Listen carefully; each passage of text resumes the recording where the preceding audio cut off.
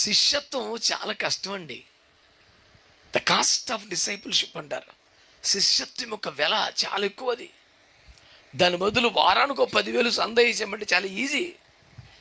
దావీదు మహారాజు అన్నాడు కదా, నువ్వు బలిని కోరువాడు కాదు, కోరితే ఏదో ఒకటి చేసేస్తావు, ఏదో ఒకటి ఇచ్చేస్తావు, సెటిల్ చేస్తావు, ఎప్పటికప్పుడు ఏసు రక్తం ఇచ్చేయం, నువ్వేమో ఒప్పుకుంటలేదు, నువ్వు విరిగిన మనసు కావాలన్నావు, నా మనసు విరుగుతలేదు, దేనికో దాని మీద కలుగుతూ ఉంది, నీతో చాలా తెప్పలు వచ్చేసింది ప్రభు అంటాడు.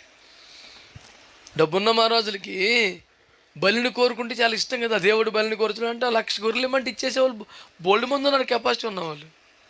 నీకు నాకు లేకపోవచ్చు, కానీ సంపద కలిగిన వాళ్ళు ఎంతమంది లేరు? అది నచ్చినట్టుగా బతికేయటం, ఏదో ఒకటి ఇచ్చేయటమే కదా. ప్రాయశ్చిత్తం అయిపోయింది ఆమె అనుకుని ఉండొచ్చు కదా. దావీదు అదే అంటాడు, నువ్వు ఎంత ఏడిచినా పలుకుతలేదు, పోనీ బలిని కోరితే ఏదో ఒకటి ఇచ్చేద్దు, నువ్వేం ఒప్పుకుంటలేదు. ఎందుకని దావీదు దగ్గర ఎంత ఉంది? చర్చికి కానుకమంటే 6,000 మనుగులు బంగారం ఇచ్చాడు.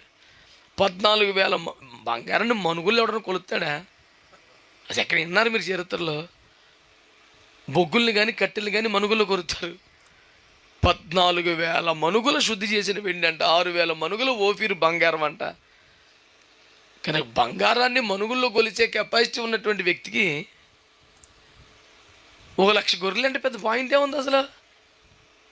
ఆ ఏడుపు చూడలేక, బాధ చూడలేక, ఏదో ఒకటి తగలడు అంటే 1,00,000 గొర్రెలు ఇచ్చి అల్లెల్లోయ అని వెళ్ళిపోతాడు. ప్రభు అంటాడు, ఇలాంటి ఎదవేసలు కుదరవు మన దగ్గర. నీ మనసు ఉందే అది ఇరిగిపోవాలి, మొక్కలైపోవాలి, అలాగైతే హెచ్చరికత మానిపడి అన్నాడు.